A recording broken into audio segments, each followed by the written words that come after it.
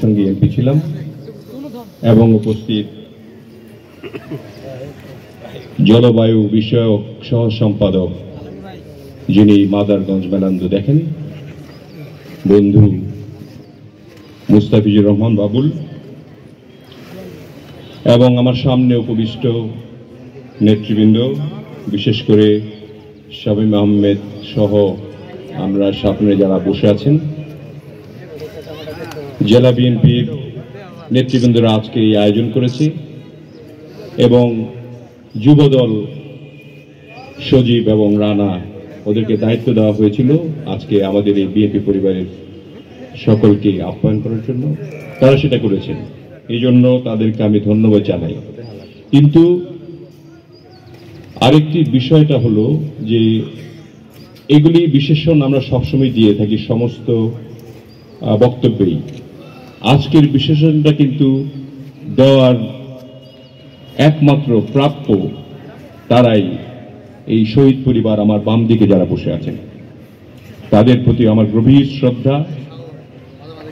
শ্রদ্ধা এবং বৈষম্য বিরোধী আন্দোলনের যারা ছাত্র জনতা, রাজনৈতিক দল সবাই মিলে ঐক্যবদ্ধভাবে অংশগ্রহণ করে আমরা যে আজকে প্রাণগুলি দিয়ে আজকে দেশকে আবার স্বাধীন করলাম, সেই শহীদ প্রাণদের প্রতি গভীর শ্রদ্ধা এবং আল্লাহ তাদের জান্নাতবাসী করুক এই দোয়া করে আমি আমার সংক্ষিপ্ত বক্তব্য শুরু করছি। আপনারা জানেন যে জামালপুর এটা অত্যন্ত একটা ঐতিহাসিক জায়গা। জামালপুরের প্রথমেই 4 ডিসেম্বরে স্বাধীন হয়েছিল কামালপুরে। কাজেই স্বাধীনতা এখান থেকে শুরু হয়েছিল। সেই স্বাধীনতা অর্জন করে আমরা স্বাধীনতার ফল ভোগ করতে পারলাম না শুধুমাত্র একটি মানুষের কারণে, প্রয়াত শেখ মুজিব এবং তার কন্যা। তার কন্যা বিগত 15 বছরে আমাদের এমন কিছু নাই, রাষ্ট্র কাঠামো সমস্ত কিছু ভেঙে দিয়েছেন। এই যে ভেঙে দিয়ে তিনি হত্যা, গুম, খুন, রাহাজানি, লুটতারাজ ইত্যাদি করে গিয়ে ইন্ডিয়াতে বসে আবার তিনি ষড়যন্ত্র করছেন আমাদের দেশকে অশান্ত করার জন্য। এই অশান্ত করার জন্য যদি পায় তারা আরো আপনারা বাড়িয়ে দেওয়ার চেষ্টা করেন, তাহলে 5ই আগস্টের চেয়েও বড় কিছু ঘটনা ঘটতে পারে। আপনারা যারা এখানে উপস্থিত সবাই তো জাতীয়তাবাদী শক্তিতে বিশ্বাসী, তাই না? আপনারা কি চান যে এই স্বৈরাচারের দোসররা আবার এই বাতাসের আলোকে আবার ঘুরে বেড়াক, আবার আমাদের অত্যাচার করুক, আবার আমাদের প্রাণ নাশ করুক, আমাদের জমি দখল করুক, আমাদের লুটতরাজ করুক? এটা কি চান? যদি তাই হয় তাহলে আমি যারা আজকে জেলে আছে, যাদেরকে ধরা করা হয়েছে স্বৈরাচারের দোসর, আমি জাতীয়তাবাদী আইনজীবীদের বলতে চাই, বিশেষ করে যারা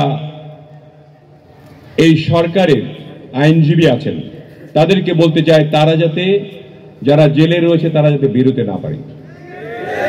প্রয়োজনে প্রত্যেকটি দোষরকে পুলিশ বাহিনীকে বলতে চাই, খুঁজে খুঁজে ধরে ধরে জেলে পড়তে হবে তাদেরকে।